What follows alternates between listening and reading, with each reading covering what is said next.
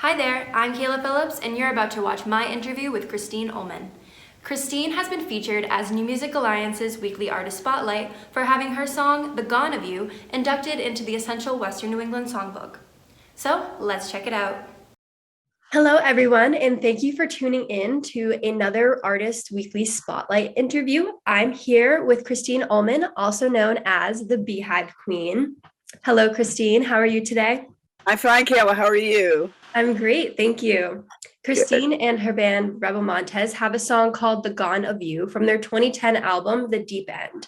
This song has been inducted into the Essential Western New England Songbook, which can be found on the New Music Alliance website down below. The Essential Western New England Songbook is a collection of many of the best songs ever written and recorded by artists who have lived in the Western New England area and whose careers have a significant connection to the area. A wide variety of music industry professionals from all over Western New England have contributed nominations to this ever-growing compilation of songs. So let's get to it.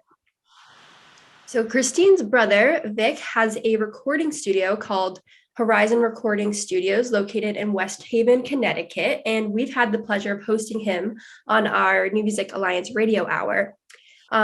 Christine, could you briefly tell us a bit about how you and your brother started up in the music industry as young teenagers, and how your career took off from there?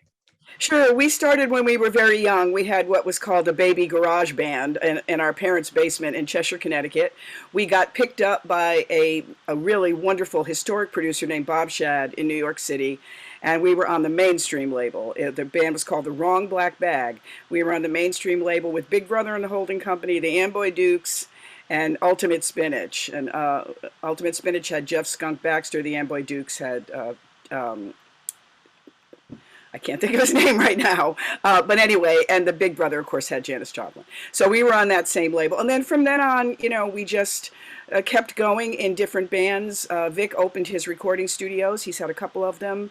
Horizon Music Group's been going for more than 30 years, and I ended up in the Saturday Night Live band after a long time of knowing people and networking with people, and that's where I still am today, as well as all around the country. I'm embedded in New Orleans, in Muscle Shoals, Alabama, where I'll be in 2 weeks, New York City, of course, with SNL, and Nashville. But Connecticut and New England are my home, and that's where Christine Ohlman and Rebel Montez can be seen. So I'm very, very honored to be considered as part of this project.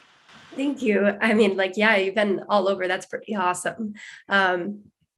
So now I would like to ask what I believe is the most essential question of all. How did you become the Beehive Queen? And how did you become so fabulous? Because I was a real fan of the girl groups, and in particular, my late great friend Ronnie Spector of the Ronettes, who just passed just before Christmas away. And I just thought that their style was so amazing. So even when I was in a band called the Scratch Band with the guitar player G.E. Smith, and that's how I ended up in the SNL band after a while, Saturday Night Live, I used to wear vintage cocktail dresses, and I started teasing up my hair. And people really seemed to love it. They went for it in a big way, as they say. And so then someone started referring to me as the Beehive Queen on Google. I don't even know. Someone said to me, look up those words. You're going to see that you're the #1 hit. It turns out I was. I don't know who, but thank you, whoever you were.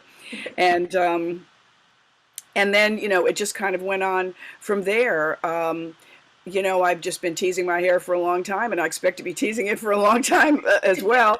And I don't know, thank you for saying I'm fabulous, but I just try to throw down, as they say in our rhythm and blues expression. I just try to throw down every time I'm on a stage. So I guess that's the road to fabulousness, maybe, and maybe I'm on it.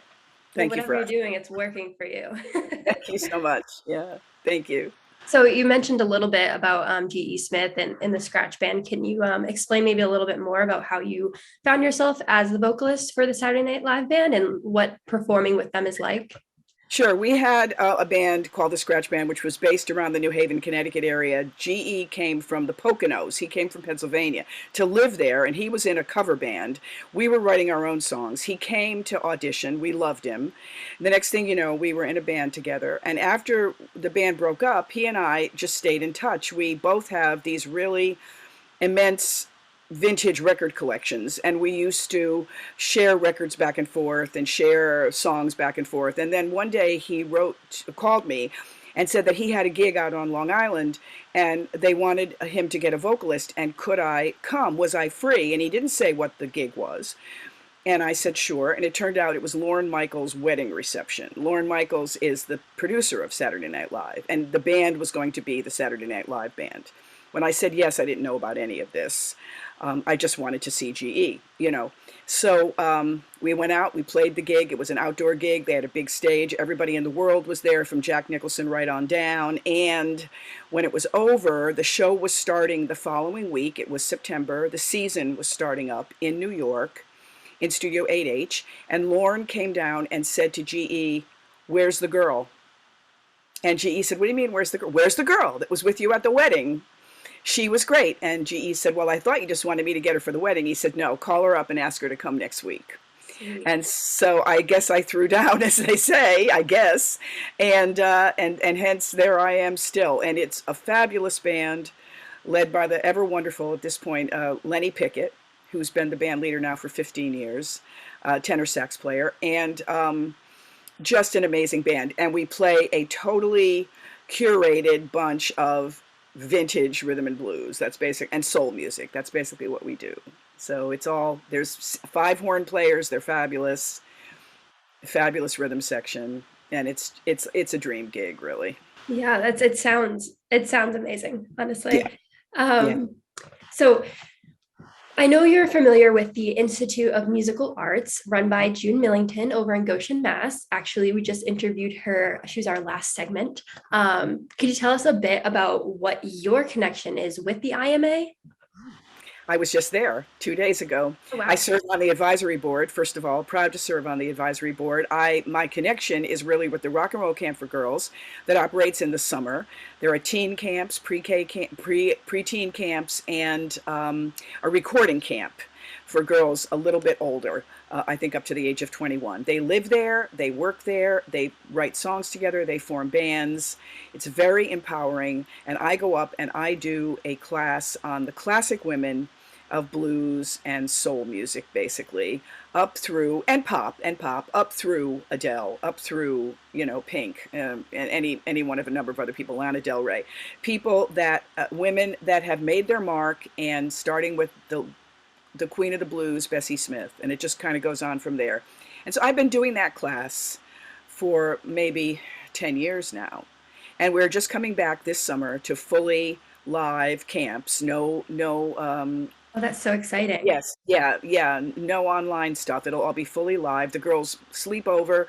There's wonderful sleeping facilities. And by the way, IMA also has a fully functioning recording studio that's open all year long, that, as I'm sure you know, that was designed by John Storick, who designed Electric Ladyland in New York City for Jimi Hendrix. So it's a wonderful studio. They're there 12 months out of the year, and the camps take place from late June until early August. Oh, okay. I mean, shoot, I want to go. That sounds like a You great should. time. It's wonderful. It's That's wonderful. amazing. That's awesome. IMA.org. IMA.org. Okay, I'll Yeah. make sure to link that for everybody to check it out. So one last question before we wrap up. Will you tell me a bit about the backstory behind The Gone of You? Like, what was your inspiration for writing that song? Sure. Well, The Gone of You was co-written with my guitarist Cliff Goodwin, who had some ideas for the music. The lyrics were all mine, and they were written, I had lost my husband to cancer, and they were kind of written as somewhat in that vein. It turns out that people take that song many different ways. Sometimes they take it as the loss of a love affair. Sometimes they take it as an actual loss, which in my case it was. So the words came very fast. Sometimes when you're writing a song, it takes a long time and you have to fine tune it. But in the case of this, they just sort of tumbled out of me, and it was pretty easy to put it together pretty quickly. There are two versions of that song on our CD, The Deep End. One that's a very sort of more electronic version, and the other that is the full band version that was recorded live with the band. So we thought enough of it that we put it on the record twice. And I have to say that it's been a very meaningful song to a lot of people. So I very much appreciate that that was the song you choose to spotlight. Well, I mean, how could they not? It's a great song for sure. Thank you. Well, Christine, thank you so much for meeting with me and sharing a part of your life with us. I know our viewers really appreciate learning more about talented musicians who are connected to our local communities. And thank you all for watching this week's Artist Spotlight interview. For more information about New Music Alliance or the Essential Western New England Songbook, check out our website at www.newmusicalliance.org. And to see more interviews or weekly artist spotlights, visit our YouTube channel. Just search New Music Alliance. Until next time.